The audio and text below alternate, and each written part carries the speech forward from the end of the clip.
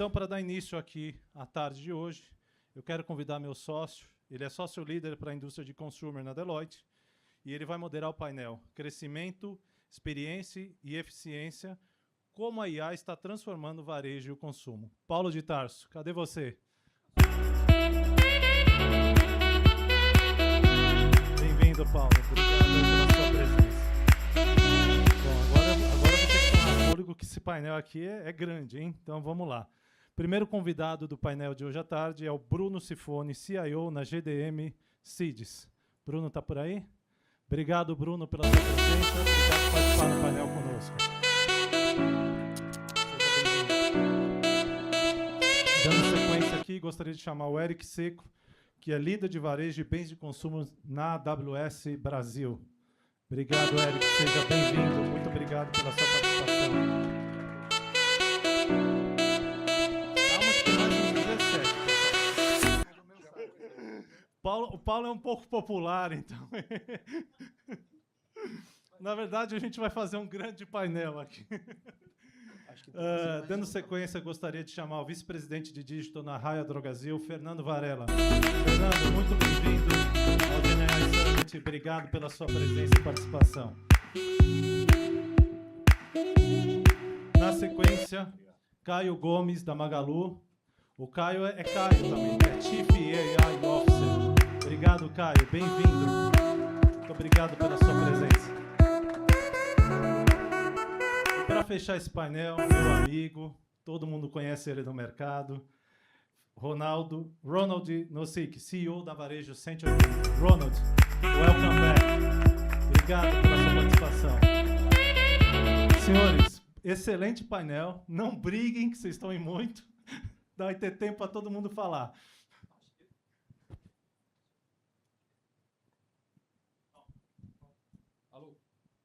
Alô, pronto, acho que foi aqui. Acho que esse vai ser o desafio, com um painel com pessoas tão robustas assim, a gente conseguir cumprir os 45 minutos talvez seja complicado, viu, Jeff? Já deixando aqui, já deixa para você. Mas uma honra, pessoal, boa tarde, estar aqui com vocês. Deixa eu me apresentar muito brevemente, assim também vou fazer com meus amigos e colegas aqui. Meu nome é Paulo de Tarso, eu tenho a oportunidade de liderar a indústria de consumo na Deloitte. A indústria de consumo é uma indústria bastante segmentada para a gente aqui na firma, uma indústria que tem como segmentos o varejo, o setor automotivo, o agronegócio, as empresas de bens de consumo, aquilo que produz para o varejo vender, e também o setor de THS, que nós chamamos, que é Transportation and Hospitality Service, aqui entram as companhias aéreas, redes hoteleiras, redes restaurantes, assim por diante.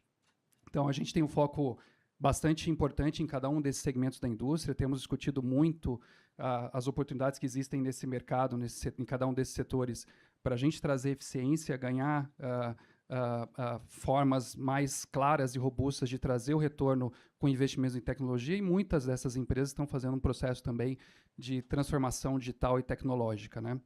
Acho que até fazendo um gancho aqui com a provocação que o Jeff fez, estamos num painel robusto aqui, cheio de pessoas importantes, mas isso é um pouco da característica desse mercado também, né? O setor de bens de consumo, o setor de varejo no Brasil, ele é um setor que ele tem muitas empresas brasileiras, né? Muitos empresários que participam desse negócio, são espalhados pelo Brasil como um todo, vários negócios importantes que vocês representam aqui, muitos de alguns bilhões de reais, e por isso que a gente tem uma representação forte aqui nesse painel. A gente também quis ter aqui um pouco dessa visão do setor do agronegócio, que aqui o Bruno vai poder falar um pouquinho para a gente, pela GDM Cides, né? Um pouco da tecnologia, um pouco não, bastante sobre a tecnologia, com o Eric aqui representando a AWS. Aqui no varejo a gente tem dois executivos que eu agradeço muito aqui, né? O Fernando Varela, que esteve com a gente, inclusive, ano passado, o Caio ao quadrado, depois ele vai fazer a brincadeira dele ali, mas que também está com a gente aqui representando pelo Magalu, e um amigo super importante aqui, o Ronald, da Varejo 180, a gente se conheceu um pouco mais de um ano e a gente tem feito muitas coisas positivas em conjunto. Então, acho que é isso aqui, só para brevemente me apresentar, falar um pouquinho. Vou fazer uma pergunta aqui, e aí, conforme for passando a bola, se vocês puderem se apresentar, né? E aí, na sequência, a gente tocar o barco com a pergunta, eu agradeço bastante, tá? Vou começar aqui, talvez, com você, Varela, e aí conectando junto com o Caio também. A gente tem falado, acho que até um pouco do tema aqui do nosso evento, que é da estratégia ROI, né, para o varejo como um todo, né? E a gente sabe que margem sempre é um assunto muito importante, mas ao mesmo tempo escala, fidelidade de clientes, conhecer realmente quem são os consumidores também são fatores muito críticos, né? Quando que, na visão de vocês, aí, na atuação que vocês têm tido, que a IA ela passa ou deixa de ser uma decisão mais de estratégia e passa a ser também uma decisão de modelo de negócio, né? Como que essa tecnologia vem para não apenas responder realmente aquilo que é necessidade de tecnologia, mas também pode permitir, e aí talvez aqui fiz alguns exemplos, né? Conhecer melhor o consumidor, ter mais dados sobre produtos, e isso entrar dentro do modelo de negócio. Aí, Fernando, se você puder, por gentileza, colocar o seu ponto de vista, se apresentar, e depois o Caio, por gentileza. Obrigado. Bom, Paulo, obrigado aí pelo convite. É um prazer estar aqui mais um ano. É interessante que você chamou os primos pobres e os primos ricos, né? Então, quando a gente fala de margem, vai ser interessante para a gente discutir aqui um pouquinho. Mas, na verdade, quando você fala de processos e use cases de negócio, pelo menos lá na companhia, a gente trata a coisa... Primeiro que IA para nós é meio, não é fim. No nosso negócio, IA é meio. E é difícil ter assim, a área de tecnologia decidindo sozinho sobre um determinado use case ou a área de negócio definindo sozinho o use case. Geralmente é em conjunto.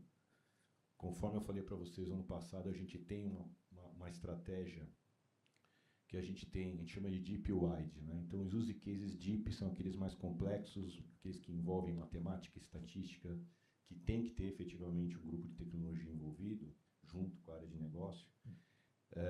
Mas que são muito mais complexos de se fazer.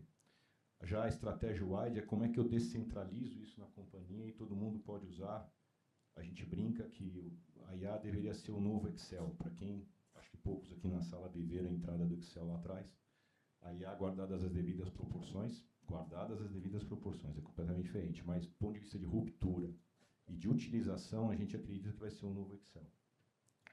Os use case deep, que a gente comenta, e foi por ali que a gente começou, foi por ali que eu comecei, por quê? Porque era muito mais fácil ganhar atração, era muito mais fácil mexer ponteiro, mexer na proposta de valor do negócio. Então, os use cases clássicos, né, de supply, de pricing, de automação, de CSC.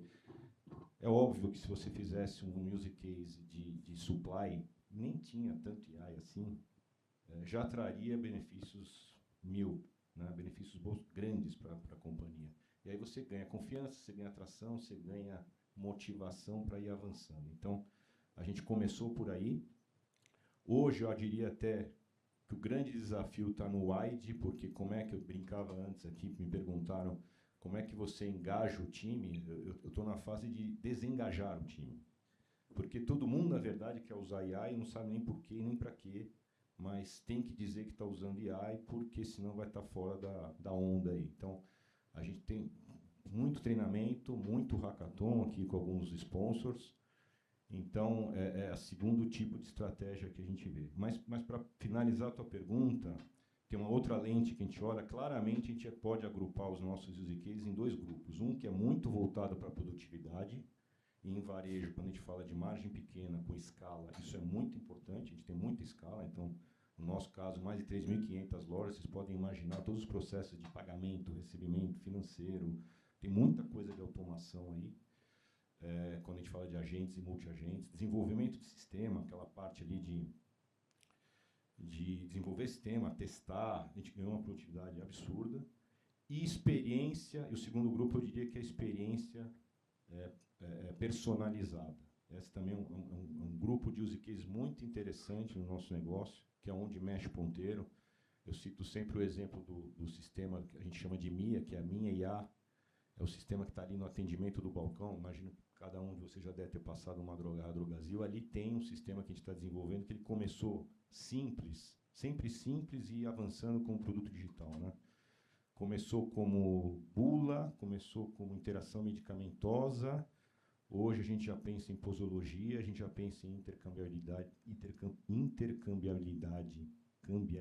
de medicamento. E, na verdade, a gente quer que ele seja um teleprompt ativo para o atendente, porque o atendente de uma farmácia, que é super complexo, não vou me alongar aqui, ele tem tanta coisa para oferecer, tanta coisa para pensar, que é difícil, é bastante difícil. Então, se tiver um teleprompt personalizado, a gente vai aumentar a fidelidade e ganhar no lifetime value do cliente. Deixei pouco tempo para você, cara. Não, então tem 36 ali. Então, eu sou o Caio, pela brincadeirinha, eu sou o Caio ao quadrado, né? Que eu sou o Chief AI Officer lá do Grupo Magalu. Só pela piadinha aqui pro Fernando, eu sempre falo pra Fernanda, que é do board de vocês, que eu mantenho metade das raias em operação, porque o que eu gasto com vocês por mês é um absurdo. Deus te abençoe.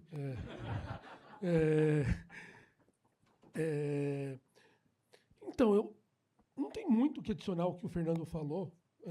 Eu diria tudo isso, assim.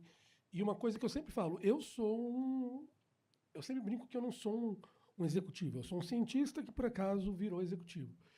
Então, e mesmo sendo um cara que publica o paper, estou sempre em contato para desenvolver novos métodos, tudo isso, eu sempre falo que, para a gente, para o nosso grupo, nada importa se o resultado não for um resultado prático. Fazer tecnologia por fazer tecnologia para uma empresa não faz sentido. Isso eu faço quando eu estou na universidade. Então, a gente quer desenvolver coisas que vão alterar ou produtividade, ou margem, e margem de varejo, como já diria o professor Raimundo, é quase nada. Então, a gente tem que sempre achar esse resultado para melhorar resultados práticos da empresa. E mesmo eu sendo, como eu falei, um cara que sou um cientista de coração, eu sempre, é uma coisa que eu sempre falo para lá dentro, para o meu time. E uma coisa que também que eu sempre estimulo as pessoas a buscarem é o quê? Não é só buscar melhorias vamos automatizar alguma coisa, mas será que existem use cases novos que não eram possíveis antes e essa tecnologia nova agora permite? Então, isso é uma coisa que a gente tem discutido muito. Então, no supply, AI permitem coisas que antigamente não eram possíveis de se fazer na mão. Você não podia fazer um multi-echelon, você não podia fazer nada disso na mão, e hoje em dia, utilizando vários modelos de deep learning, você consegue fazer isso. E também, acho que o exemplo mais claro disso foi essa experiência que a gente lançou no final do ano passado, o WhatsApp da Lu, que era uma coisa que era impossível de se fazer 2 anos atrás, e você tem uma experiência completamente conversacional via WhatsApp, end-to-end, você pode começar a fazer teu pós-compra tudo no WhatsApp, e responder coisas que eram impossíveis você fazer antes. Como um exemplo que eu sempre gosto de usar isso é um exemplo real, um dos diretores executivos lá do grupo fez isso. Ele perguntou: Lu, eu queria eu gosto de tocar guitarra, eu queria uma pedaleira que me ajudasse a tirar o som parecido com o do Ed Van Halen em Eruption. E ela trouxe uma pedaleira para ele que fazia isso. Duvido, em qualquer e-commerce tradicional, você fazer essa busca. Então, essa busca de novos problemas que antes não eram possíveis ser resolvidos também é uma maneira de incrementar o seu uso de AI. Mas o resto eu concordo com o que o Fernando falou, então nem vou me alongar muito aqui. Bacana, legal. Obrigado aí, Fernando. Obrigado, Caio, aí pelos seus comentários. Quero passar um pouquinho a bola também para o Ronald nesse momento inicial aqui, só para a gente fazer um direcionamento de como vai ser o painel como um todo. O Ronald anda muito aqui no mercado como um todo, ele visita muitas grandes empresas como as que estão aqui representadas, também vai muito aqui ao interior do Brasil, onde a tecnologia ainda tem um caminho importante também para ser desenvolvido. E aqui, Ronald, talvez um pedido aqui para você compartilhar com a gente o que você costuma ou tem percebido aí no mercado como um todo de desalinhamento que pode existir entre o discurso, né, e a prática que as empresas têm tido com relação à inteligência artificial. A gente já falou isso de uma forma mais tranquila nos bastidores aqui, conversando a respeito, mas eu sei que você tem uma visão bastante importante a respeito, né, desse assunto. Se você puder falar um pouquinho com a gente a respeito? Claro. Primeiro, Paulo, obrigado, em nome de você, a Deloitte, pela oportunidade de estar nesse painel incrível. Agradecer a todos os presentes aqui e vocês. Sou Ronald, fundador, idealizador da Varejo 180, uma empresa que hoje vem se consolidando como um grande hub que conecta as melhores soluções para que o varejo tenha melhor eficiência, melhores resultados. A gente também organiza uma série de missões internacionais e olha, aqui no Brasil já atuando em 9 estados. Então, dentro do que o Paulo me provocou aqui, né? Primeira coisa é deixar aqui que eu sou comentarista de gol perdido, né? Então, não estou que nem eles com a barriga no balcão. Então, certas coisas que a gente tem olhado, talvez na prática não seja tão simples assim de se aplicar. Mas o que a gente sempre defende, em primeiro lugar, é que o varejo, e não desmerecendo aqui 2 grandes players, 2 grandes representantes de grandes companhias, ele não é exatamente essas 2 companhias. A grande maioria são de pequenas empresas e de médias empresas. E tem muitas empresas espalhadas Brasil afora, onde questões culturais, questões de modo de vida, e etc., etc., são muito diferentes da onde a gente está vivendo, né? Então, a gente está dentro de uma cidade que é um monstro, 14, eu acho que milhões de habitantes. Estávamos falando aqui no almoço que um colega lá que estava almoçando, ele demora 3 minutos da casa dele para o escritório. A gente, talvez, 3 minutos é para sair do estacionamento aqui do shopping, né? Então, tem esses poréns. Muito bem. O IA, no fundo, eu acho que o grande desafio é como ele vem sendo provocado, como ele vem sendo conversado, como ele vem sendo, enfim, instituído a ideia, né? Tudo hoje, como acho que o Fernando colocou, você tem que usar o IA, porque senão você está fora do jogo. Então, eu brinco assim, até o tomate tem o IA, né? Então, temos que tomar um certo cuidado com essas questões.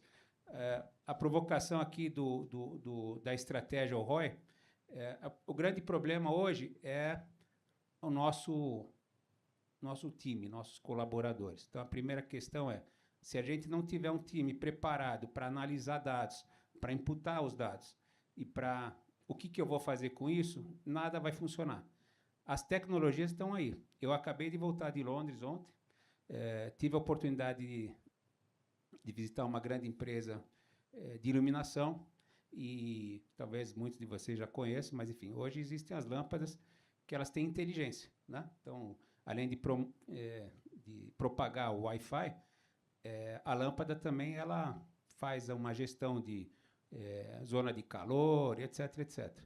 Isso de novo, uso de tecnologia para que eu possa ter dados, e com esses dados, eu, como gestor de um supermercado, por exemplo, vou entender por que a loja A, no corredor 1, tem uma movimentação tão grande e a loja B não tem essa mesma movimentação, tendo a mesma disposição, obviamente, dos produtos. Então, isso é uma inteligência, né, que a gente passa a utilizar. Mas, se eu não tiver atrás essa pessoa que saiba analisar os dados, esse negócio não vai funcionar. Então, acho que o grande desafio hoje não é exatamente a tecnologia em si, que vai ser implementada e vai se aperfeiçoar, e cada dia mais rapidamente, e mais opções, mas a gente tem que dar um passo atrás de, obviamente, olhar nosso time, que, por vezes, por essa facilidade de informação e eventualmente, não necessidade de se pensar. Então, vou dar um exemplo também aqui. 2 até. Um é o Waze. Quem é que usa o Waze? Né? Quem deixa de usar o Waze para... Se o Waze não funcionar, você sabe se locomover? Muitos já deixam de saber até de se locomover, porque não tem o Waze. Olha lá, tem uma, por exemplo, que, né? Mas, enfim. Então, esse é um tipo de coisa que, se você virar escravo da tecnologia, também estamos conversando com um colega no almoço, o que você acha se isso aqui vai dominar o ser humano, né, essa tecnologia? Eu acho que não, óbvio. Se a gente, entre aspas, emburrecer, a máquina vai tomar conta. Então, acho que esse é o nosso grande desafio, Paulo. E de novo, olhando questões também de infraestrutura, por vezes, que em alguns lugares não são disponíveis, né? Estava falando com você, né? Que em um determinado região nem a tecnologia do Elon Musk está funcionando, né? Então, é isso. A disponibilidade de Wi-Fi, né? Então, Na verdade, o Elon Musk não quer vender nessa região, esse é o problema. Ah, bom, então aí... mas é exatamente isso, né? Muito, Ronald, a gente conversa bastante, é difícil falar sobre GenAI se a gente não tem Wi-Fi, né? Uma brincadeira simples, mas é que, na verdade, que lição de casa que eu preciso fazer dentro da minha organização para que realmente esteja preparado para dar um próximo passo. Assim também serve, como exemplo, a organização de dados e assim por diante, né? E os próximos passos de ferramentas de adoção tecnológica, né? Só para aproveitar que estamos no varejo aqui ainda, só fazer um comentário adicional e já passo aqui para você, para depois o Eric dar uma visão dos setores como um todo. Mas indo na linha um pouquinho do que o Ronald comentou, recentemente, inclusive a gente esteve juntos na INRF, que é uma feira super importante de varejo que acontece em Nova York todo ano, o AWS estava com a gente lá também, e a gente fez um experimento bastante interessante no nosso escritório, lá no Rockefeller Center, com aqueles que puderam participar com a gente, de uma ferramenta que a gente chama de Smart Retail. Então, o tema daqui nosso é da estratégia ROI, e o que a gente quis levar lá também foi uma forma simples de como que a gente consegue rentabilizar ou trazer um resultado para o negócio com um investimento talvez que não seja tão significativo e tão relevante inicial, né? E basicamente essa tecnologia, o que ela faz, ela transforma as imagens de câmeras que podem ser instaladas nas lojas em dados para que você possa melhor entender e conhecer o comportamento do consumidor, né? Então, qual é o gênero das pessoas que frequentam ali aquela loja, qual o mapa de calor das regiões mais frequentadas, consigo ter uma ideia também de qual o humor, enfim, como essas pessoas entram na loja, tempo de fila. A tecnologia pode trazer uma série de dados que, se a gente conseguir converter isso em potencializar negócio e melhorar a experiência do cliente, eu posso melhorar aquela minha loja, melhorar a experiência do meu cliente naquela loja como um todo. E, como a gente disse, são investimentos talvez um pouco mais factíveis, né, mais simples de serem feitos, e que você começa a sentir um resultado prático para o seu negócio como um todo e te dá o gás, te dá energia para você conseguir fazer novos, né? Então, só trazendo aqui um caso específico, né? Agora, quando a gente vai aqui para o agro, o Bruno, a gente, inclusive, tivemos a honra de receber o Bruno no nosso escritório há menos de 10 dias. A gente conversou um pouquinho também a respeito disso. A gente sabe que talvez os desafios sejam um pouquinho diferentes do varejo, né? Mas como que as organizações, aí, como que a GDM tem visto? Como que chega para a GDM ali na mesa do processo de tomada de decisão de investimento de tecnologia? Isso tem mais a ver com tecnologia? Tem a ver com o negócio? Como que você tem enfrentado esse assunto? Obrigado por estar aqui. Muito obrigado, Paulo. É um prazer estar aqui. Eu acho que, primeiro, dentro da GDM, existem dois mundos. A GDM é uma empresa familiar do agronegócio, com origem na Argentina. A gente está agora na segunda geração. A gente detém 45% do market share de toda a soja mundial plantada. Então, a genética é nossa em 45% dos casos. E a realidade dentro da nossa empresa para a adoção de tecnologia, ela é um tanto quanto divergente. Se, por um lado, a gente olha os times de pesquisa e desenvolvimento que nativamente já são criados no data science, na origem da inteligência artificial, nas análises genômicas, fenômicas, environmentômicas, sei lá, de meio ambiente. Por outro lado, quando a gente tenta levar as tecnologias, e a gente fez um exercício muito legal, a gente desenvolveu um simulador que consegue, uma inteligência artificial que consegue identificar o metro quadrado do agricultor e dizer para ele, e predizer para ele qual é a melhor semente em termos de rentabilidade.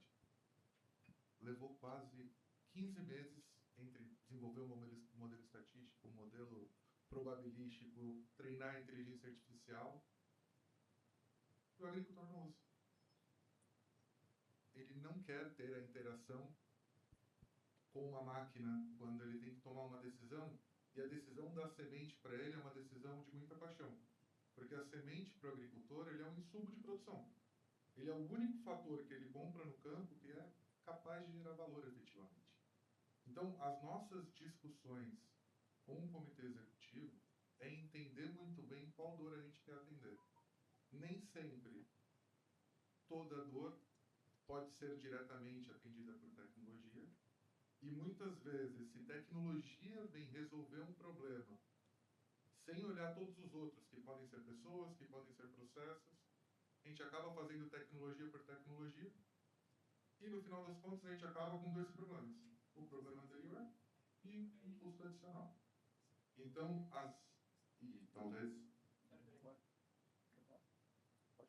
talvez esse seja o grande papel do time de tecnologia nas empresas, é como mostrar isso para o comitê executivo. A gente passa por um papel de quase um tutor do negócio. Eu tenho muita sorte, porque o meu CEO de origem, ele é de tecnologia. Então, quando eu tento conversar com ele, eu tento dividir as minhas dores, as minhas preocupações, ele entende o que eu estou falando, compreende a complexidade complexidade e me ajuda nesse processo. Mas eu sinto que quando eu converso com alguns pares, eles têm um pouco... Eles têm esse desafio de muitas vezes tentar entrar na hype por entrar, e aí a gente vai ver estourar um montão de coisa. A gente vai ver estourar custo, a gente vai ver problemas na continuidade do negócio. Eu tenho um exemplo muito legal. Se vocês me permitirem, mais 2 minutos eu conto. Eu tinha um colaborador do negócio, gostava de tecnologia, aprendeu a fazer vibe code e tomou a decisão de criar uma solução muito boa, por sinal. Fazia o rastreamento da semente de ponta a ponta, do plantio até entregar no produtor. Não avisou tecnologia, fez por ele mesmo, colocou em produção, avisou 2, 3 pessoas, começou a rodar. Esse colaborador pediu demissão. No dia que ele pediu demissão, ele entrou na minha sala e falou: Bruno, estou saindo terça-feira. Tem uma solução chamada Seed Quality. A solução vai morrer o dia que eu for embora, porque está no meu GitHub. Você me paga $10 mil por mês para eu ser consultor e manter essa ferramenta funcionando?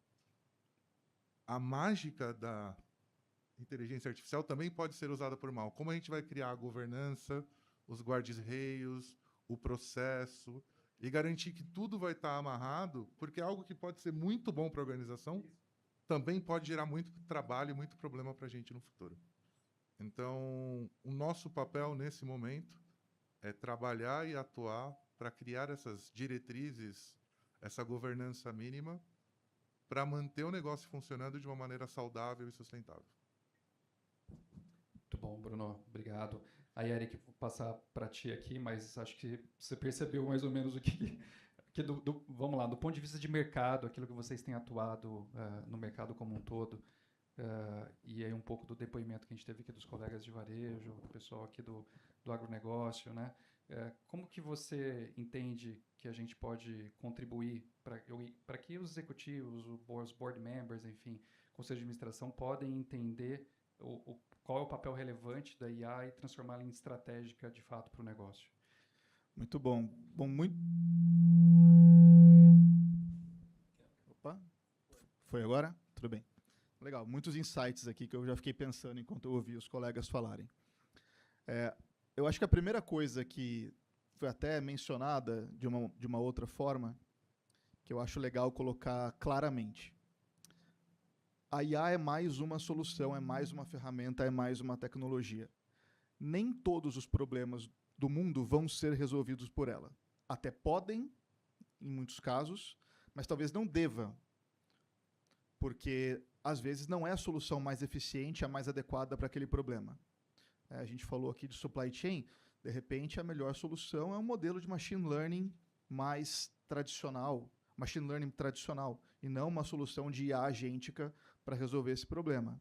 Já o exemplo que a Magalu trouxe, obviamente, exige IA agêntica para realizar todas as tarefas em sistemas de back-end, tomar as decisões de uma maneira mais autônoma. Mas nem todos os problemas precisam ou devem ser resolvidos por IA agêntica ou GenAI.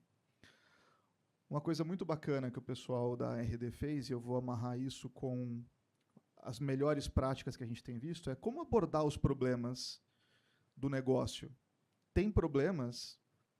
então, se você tem um problema que não era possível resolver com a tecnologia que você tinha antes, e agora a IA generativa, a IA agêntica, parece ser a solução que consegue resolver esse problema, então, provavelmente, esse problema vale a pena ser discutido e abordado. Mas a forma faz muita diferença. Então, não vou nem perguntar quem aqui é C-Level, mas vou fazer uma pergunta diferente.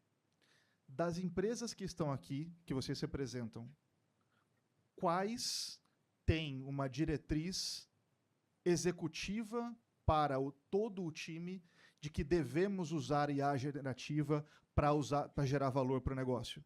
Em qualquer área que seja, ou em todas as áreas.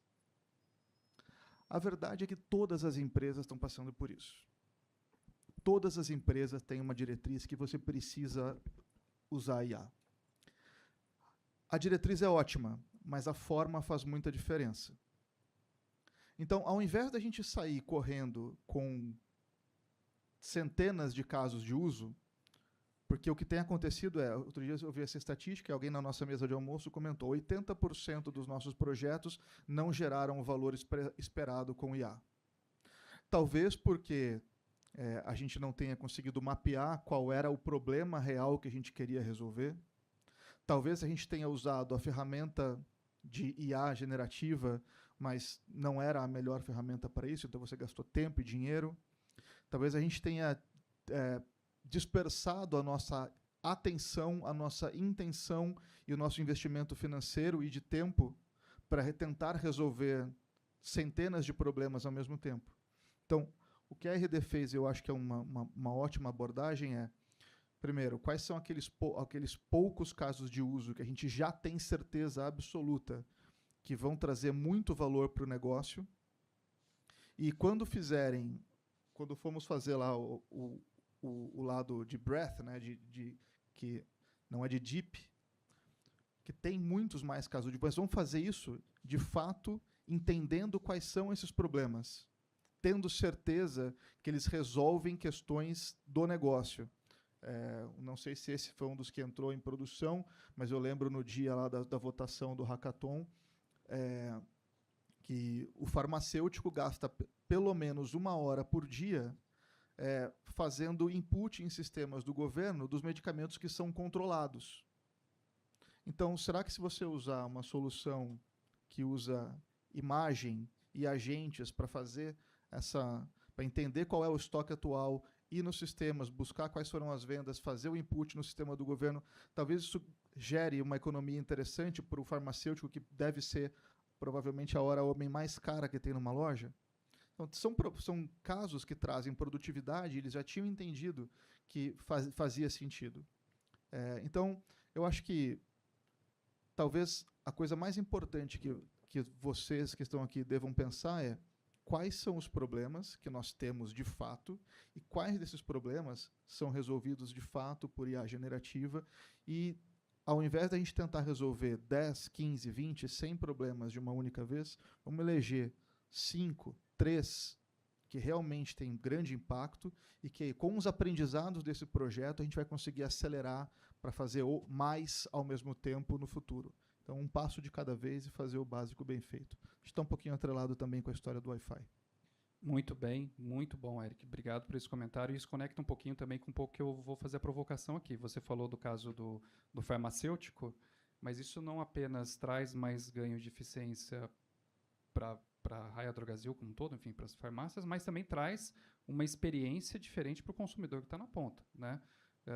E acho que muito disso que tem sido discutido no mercado. Como que eu posso me aproximar melhor do meu consumidor? Como que eu posso fazer com que a minha experiência, que a experiência do consumidor comigo seja diferente, ele possa realmente ter a minha marca como alguma coisa que realmente faça a diferença no momento de escolha, né, do produto ou do serviço que ele quer fazer a aquisição, né? E aí, até conectando com isso aqui, o Ronald, e estendendo aqui para vocês como um todo, do ponto de vista aqui da utilização do IA para fins da experiência do consumidor final, né?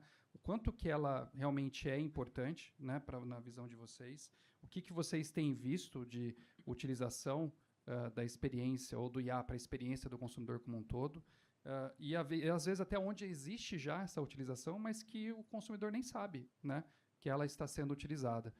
Como que vocês poderiam elaborar um pouquinho aqui a respeito disso aí, Ronald? Não sei se você quer começar.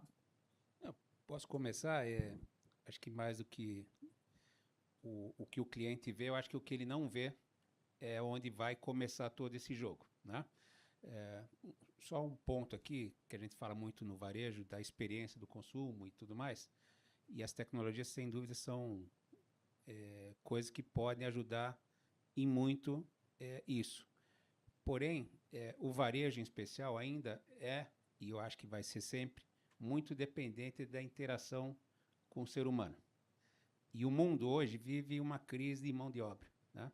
Em muitos lugares as pessoas não querem trabalhar, enfim, Estados Unidos tendo problemas, a gente que teve lá agora, quem teve participando em Nova York, na NRF e tal, e foi consumir, percebeu um decréscimo no atendimento, porque são pessoas latinas, normalmente, que são as atendentes, e estão sofrendo uma pressão do governo por conta de imigração ilegal, etc, etc. E aí o teu atendimento automaticamente vai para o espaço. Então não adianta você ter um robô, ou ter um agente, ou ter o que for, de tecnologia, que na ponta o cara te dá um mau atendimento. Eu vou falar aqui uma coisa que aconteceu comigo lá. Eu estava em Düsseldorf, na feira da Euroshop, e quis visitar Colônia, que é do lado. Então você pega o trem, né? A gente aqui não está tão acostumado. Enfim, comprei lá um bilhete e tem vários trens. Aí parou um lá que ia para Düsseldorf. Eu falei para a moça: esse aqui é o que eu posso pegar? Ela falou: não, esse aqui é o ICE, o seu é o X lá. Eu falei: tá bom, como que eu sei procura aí no online. Tipo assim, foi estúpida, né? Então, se você não tem essa questão do pessoal, eu acho que esse é o nosso grande desafio primeiro, né? Que foge, de novo, da tecnologia. Em relação à experiência do consumidor, o que eu vejo como um grande atributo para as empresas que passarem a se utilizar dessas ferramentas, por exemplo, uma grande chance de você, se não terminar, mas reduzir drasticamente a questão da ruptura, que é um dos grandes problemas do varejo. Então, se a empresa passar a utilizar dessa inteligência de dados, ela vai ter melhor cuidado, e aí vem muito no ROI, né? Porque você não precisa ter um superabastecimento e também não vai ter o desabastecimento. E esse desabastecimento é o que gera um atrito com o cliente. Na hora que ele chega lá no supermercado ou numa loja X querendo um produto e não encontra, cadê a experiência dele, né? Então, são questões relacionadas a esse back que eu acho que o IA vai funcionar muito para a experiência e automaticamente vem o ROI por trás. Legal. Obrigado, Ronald. Caio e Varela, assim, talvez um ou dois exemplos práticos que vocês têm visto aí no dia a dia de vocês de utilização da IA para melhorar a experiência do cliente, para fazer com que o cliente sinta-se cada vez mais integrado e confortável com o negócio de vocês. Então, acho que o primeiro, como eu já falei, o WhatsApp da Lu, é esse case que a gente fez e permite uma experiência completamente conversacional que você não encontra em nenhum outro varejista do mundo. A própria Meta falou pra gente, fizeram, na verdade, o press release com a gente falando, cara, é uma experiência única no mundo que vocês desenvolveram ali. Então, que permite essa experiência nova, conversacional, que resolve problemas que o consumidor não sabia como resolver. Eu quero um livro, eu quero fazer isso, conversa com aquilo, até uma coisa que ajuda a diminuir essa dependência da conversa humana, né? Então você conversa com um sistema que é uma experiência mágica. As pessoas acham que estão conversando com alguém. A gente Inclui áudio? inclui áudio também, você pode mandar áudio. Pouca gente manda ainda, porque a gente não bateu forte ainda, mas até é surpreendente. Bate um papo com áudio lá que é bem assustador. A gente só não pode mandar, a gente não pode responder por áudio ainda, porque a Meta não deixa, mas a gente está negociando com eles. Então, esse é um ponto. Mas, assim, todos os pontos... é até uma coisa que eu vejo muita gente falando na internet. Pô, IA só faz isso. Não. Qualquer e-commerce, tudo que você faz tem IA. Da homepage, produto, quais as informações que você vai colocar, qual que é a foto... Tudo isso tem recomendação, tem 1 zilhão de coisas que você está fazendo ali. Então, o que a gente gostaria de fazer? A gente gostaria de ter um processo que permitisse você encontrar aquilo que você quer, mas também conseguisse te encontrar outras coisas que talvez você precise e você não saiba. Então, quando a gente consegue fazer isso, do ponto de vista de negócio, reduz o CAC, porque eu consigo fazer você comprar uma coisa adicional. E do ponto de vista de negócio, eu posso comprar uma coisa extra. Essa semana mesmo, exemplo pessoal, comprei um litter automático, uma caixinha de gato automática lá, minhas gatas. Para quem tem gato, compre, é inacreditável. Elas estão amando. E me recomendaram, compra também lá o lixinho que vai junto. E eu comprei várias coisinhas que, já me economizaram ali um trabalhinho de fazer. Então, essa coisa de diminuir o seu trabalho, de pensar aquela coisa, eu também vou precisar disso e não pensei ainda, é algo que, do ponto de vista de negócio, ajuda muito. Você reduz o problema da entrega, você diminui o custo da entrega e você consegue diminuir o CAC. E, do ponto de vista do consumidor, você surpreende ele com coisas que talvez ele nem imaginasse que ele fosse comprar. Eu acho que a grande discussão estratégica que a gente está tendo no momento é exatamente o conceito de shopping agent. exatamente o que o cara está falando, como é que a gente usa o conversacional na jornada de compra, né? Porque se antes a gente tinha que ir no Google buscar um produto para depois entrar num site ou ir para algum app, ou então ter vários apps, na verdade o agente, você vai ter uma secretária, seja lá como for, como você quiser chamar. Pra gente é a Lu. É a Lu. A Lu é a melhor vendedora do Brasil. Pode ser a Lu, pode ser outras mulheres aí. E você vai ter essa tua secretária que vai fazer tudo para você, não necessariamente só comprar o produto na Lu, mas tudo. Estou com dor de cabeça. Compro o melhor produto para mim o mais rápido possível, o mais rápido possível e o mais barato possível. E provavelmente ele vai te encaminhar. Então, até uma discussão de até quanto tempo a gente vai ter app, a gente discute. Porque a gente já está discutindo se...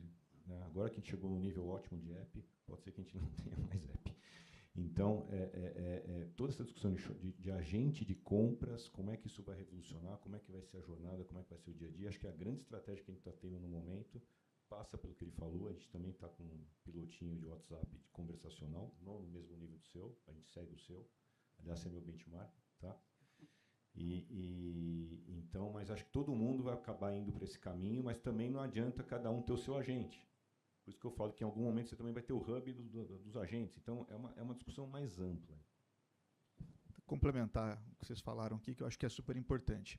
Então, esse caso de uso do agente conversacional que vai interagir com o seu cliente, ou interno ou externo, acho que é o caso de uso que todo mundo pensa primeiro, né? E ele é super bacana, inclusive tem outros casos também relevantes aqui. Mas o ponto que deriva do que você falou, Varela, em algum momento, o seu agente de preferência, e alguns aqui usam ChatGPT, outros usam Claude, outros usam o Gemini. Agente de preferência é uma boa expressão. Oi? Agente de preferência é uma boa expressão. Mas eles ainda não estão tomando ações, ou não muitas ações, em nome do proprietário, do usuário. Mas em algum momento eles vão. Então, será que em algum momento a minha interação com o ChatGPT ou com o Gemini, aliás, quando será o momento em que eu diga, eu quero comprar uma camiseta básica preta nova? Encontra para mim que seja do tecido que eu mais gosto, qual que é o melhor preço por aí já, e sabendo do meu cartão de crédito, sabendo do meu endereço, porque são dados que eu decidi compartilhar com essa ferramenta, com segurança, de repente, não é o Eric mais que vai interagir com a Lu. Não é o Eric mais que vai interagir com o Rufus da Amazon. É um agente do Eric. Agora, essa forma de interação ela é muito diferente da nossa. E a gente passou os últimos 20 anos falando de experiência do cliente. Como que eu faço o meu site ficar o mais atrativo? Onde eu posiciono o quê? Onde tem que ficar minha barra de busca? Minha busca é boa ou não? É boa ou não para quando tiver uma pessoa usando. Mas e quando 35%, 50%, 60% de todo o tráfego do seu e-commerce, do seu site, ou da forma que você interage com o seu cliente, não for uma pessoa e for um agente? Você está preparado para essa discussão? E a última provocação que eu quero fazer é a seguinte. Em 2006, quando 2006 lançaram o primeiro iPhone, né?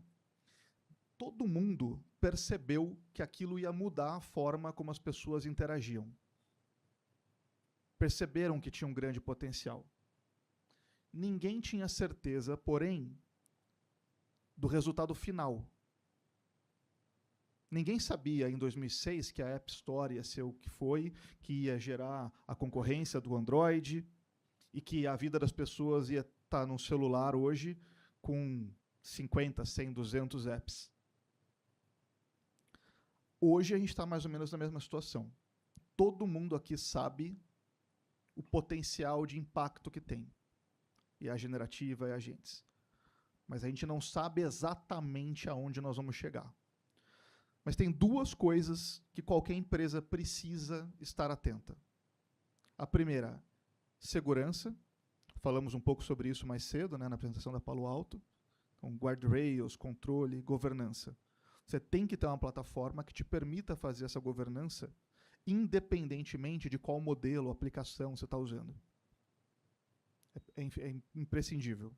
E a segunda é que você tem que estar preparado para esse mundo onde uma grande parte das interações com os seus clientes, internos e externos, às vezes, talvez não seja mais entre pessoa e um agente, ou pessoa a pessoa, mas entre dois agentes.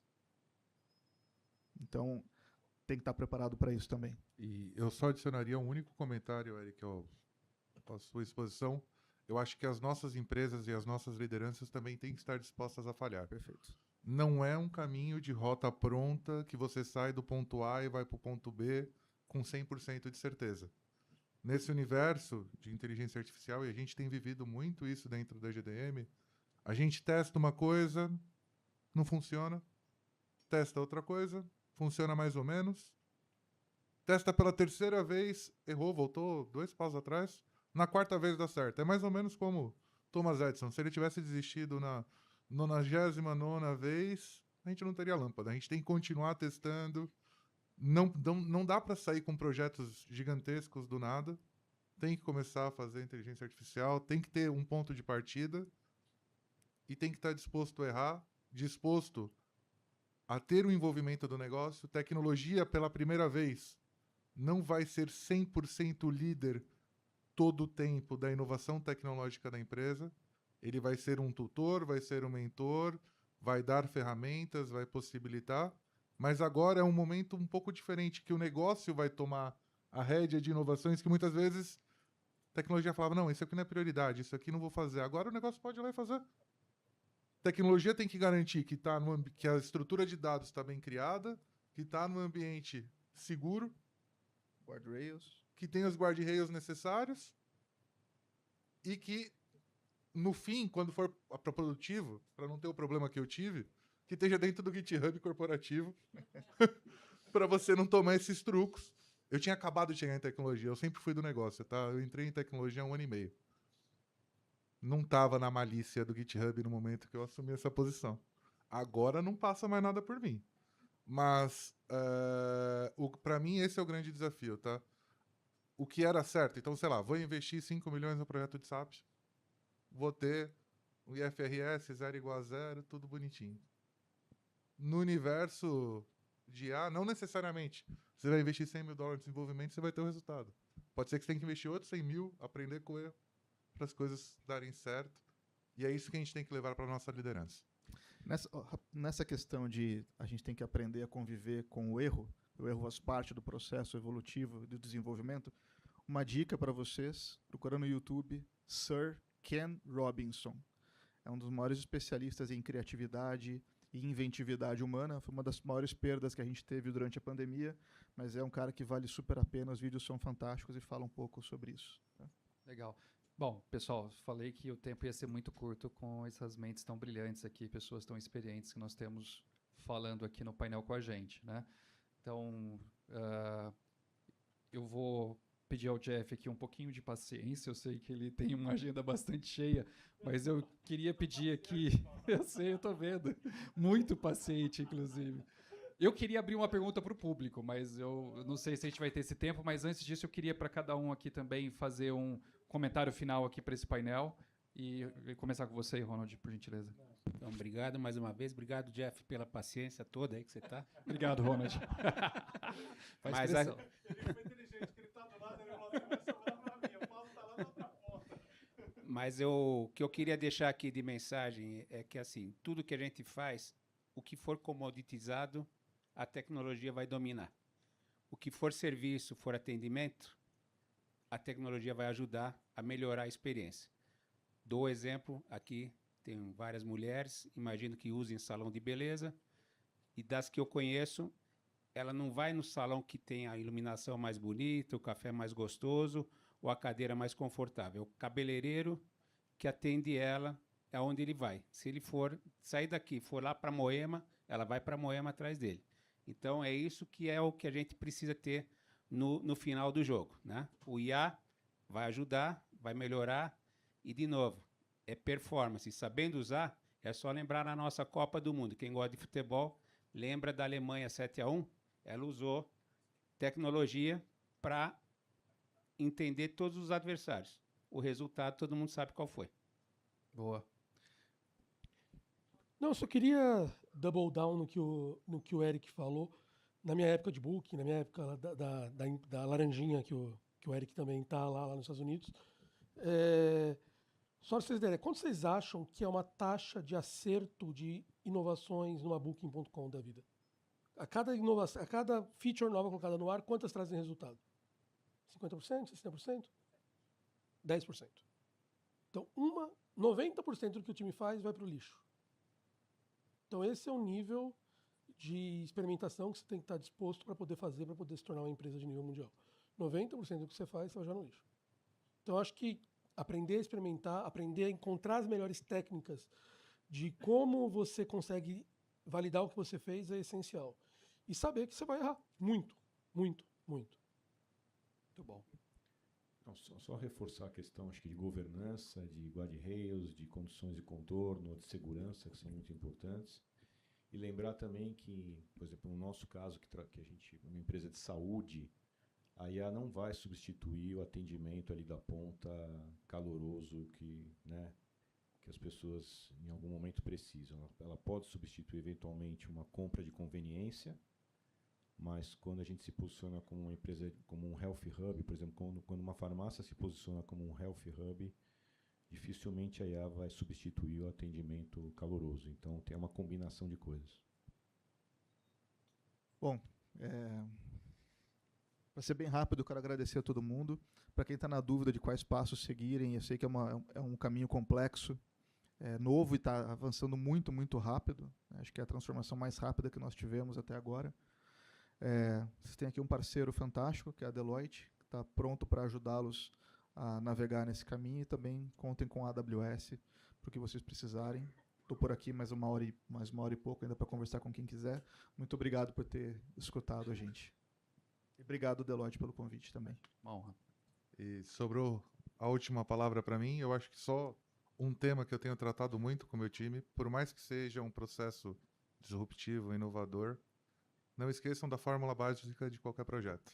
A gente precisa de um escopo claro, identificando as dores, identificando os porquês, fazendo toda aquela análise. Não precisa fazer business case, a gente tem que ser mais ágil, mas o escopo tem que ser claro. A gente precisa do envolvimento do negócio como segundo item. Não dá, ou o negócio vai desenvolver, ou ele vai solicitar para a tecnologia, mas a gente precisa da participação do negócio. Não dá simplesmente para falar, resolve aí o problema e vai embora. E por último, o implementador, seja ele interno ou externo, precisa ser um cara disposto a estar com você nessa jornada. Já tive também experiências que essa perna fracassou, a terceira. Recomendo vocês a buscarem sempre bons implementadores ou desenvolverem times internos. Eu tenho gostado muito de Vibe Coding, com ex-desenvolvedores full stack e back-end. Eles têm uma lógica muito interessante. Eu acho que vale a pena explorar esse potencial de Vibe Coding com antigos desenvolvedores. Tem dado um bom match nas minhas equipes e tem funcionado muito bem. Bom, pessoal, acho que meus comentários finais aqui, a gente passou por vários assuntos importantes para o setor de varejo, agronegócio, para a indústria de consumo como um todo. Alguém aqui comentou, acho que foi o próprio Ronald, o Varela, sobre a importância de a gente, antes de começar a fazer a implementação de um projeto, revisar processos, né, para que a gente faça uma implementação que realmente traga o resultado que é esperado, que não seja uma tecnologia para automatizar alguma coisa que não funciona corretamente ou que não é eficiente. Então, acho que essa dica fica aqui. A segunda dica que a gente falou bastante aqui também sobre a segurança, cada vez mais agentes conectados, várias tecnologias interconectadas, o risco de imagem por um ataque cibernético pode ser muito significativo, então investimento em segurança é super relevante. E o terceiro, não menos importante também, da experiência do consumidor, sem dúvida alguma, tirando de lado aqui que a experiência do consumidor numa loja física sempre vai ser por aquele atendimento caloroso, que seja diferenciado, realmente seja tratado como único, mas também que para você poder fornecer essa experiência, você tenha tecnologia que te dê informações, que te dê dados para você conhecer melhor o comportamento daquele consumidor, né? Então, acho que fica isso aqui com comentários finais do meu lado. Agradecer muito aqui a oportunidade de todo mundo aqui, Bruno, da GDM, Eric, da AWS, super parceiro nosso também, o Bruno também, o Varela aqui da Raia Drogasil, obrigado demais também, o Caio, da Magalu, e Ronald, super amigo nosso aqui também, gente. Obrigado por estar aqui com a gente, tá bom? Boa tarde aí. Obrigado, Paulo, e o seu time de basquete aqui. Muito obrigado. Foi muito bom, muitas discussões legais aqui. Ufa, consegui tirar o Paulo, hein? Vocês viram, né?